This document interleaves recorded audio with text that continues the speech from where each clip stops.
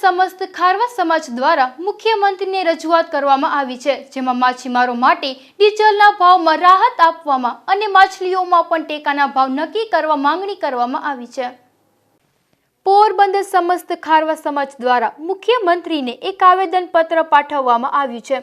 તેમાં જણાવ્યા અનુસાર હાલ માછીમારી વ્યવસાય ખૂબ મંદીમાં ચાલી રહ્યો છે।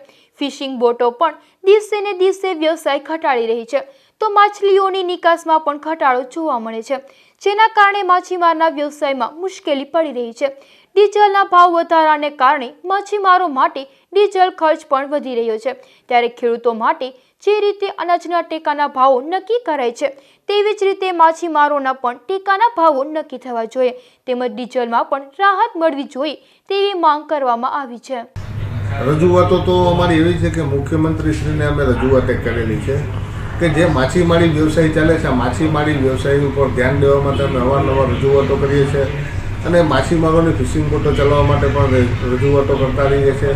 આ માટે અમે મુખ્યમંત્રીને ખાસ રજૂઆત કરી છે કે હાલમાં જે પરિસ્થિતિને ધ્યાનમાં લઈ અને સરકાર દ્વારા આ બાબત ઉપર ધ્યાન દેવું જોઈએ, કારણ કે દિવસે ને દિવસે જે માછીમારોની ફિશિંગ બોટો બંધ થતી જાય છે, આ ફિશિંગ બોટો બંધ થવાના કારણે આજે માછીમારો બેકાર થઈ જાય છે, તેમનો રોજગાર ચાલ્યો જાય છે। માટે સરકારશ્રીમાં અમારે એક એવી વિનંતી છે કે જે ડીઝલના ભાવ છે, આ ડીઝલના ભાવની અંદર પણ થોડો ઘટાડો કરવો જોઈએ, જેથી માછીમારી કરતી ફિશિંગ બોટોને ખૂબ જ રાહત થઈ શકે।